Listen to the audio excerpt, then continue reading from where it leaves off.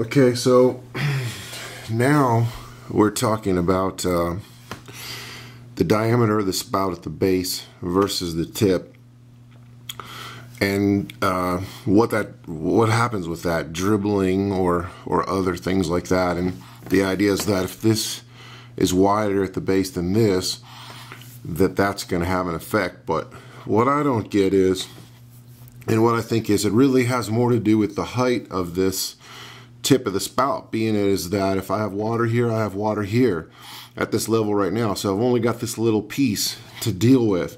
That's the pressure that I see right now. It's all static. I don't see as this has any effect that I can tell, because when pouring, we're talking about, dribble. Of course, if we're just trying to get drops, we can, but I mean, any thinnest stream like this, there's no dribbling or anything involved. I can get a full, pour, and all the way down to drops if we're trying to get drops. But if not, if we just want to stream, we can just do a thin stream. And I don't see as how the thickness of this spout is going to do anything. What I do see, again, is the relation of it starting down here and having my water level here. So that's really all I'm dealing with. So all that I'm doing to control is just bending my wrist a little bit, because I already have water right there.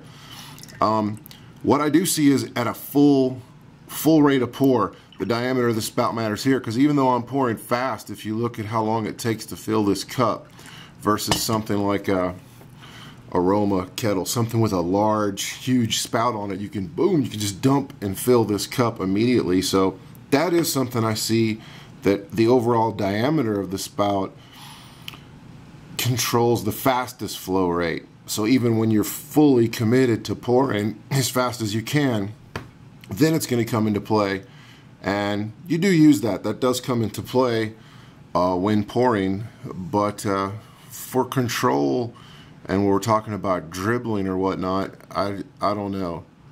I don't see it. I don't see how I can get, look at this, I don't see how I can get more control if the base of my spout is thicker than that, all the way from drops to controlled pour, all the way down to something really thin stream like that. I don't see it. I don't think it's a factor.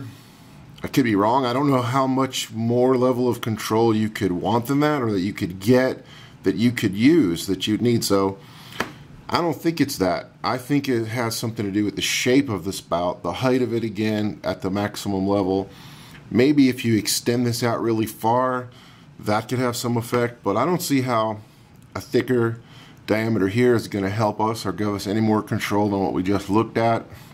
The shape of the spout, I mean, I don't have anything to compare it to. I think this hypodermic needle shape is pretty good, and what Peter did by pinching the end sort of makes the same thing, and it changes the diameter or restricts it here versus having the same diameter all the way. That may be a difference in just restricting it here and having it restricted at, I guess, the point of origin. But again, to me, all that comes down to is when you're doing a maximum pour, I'm being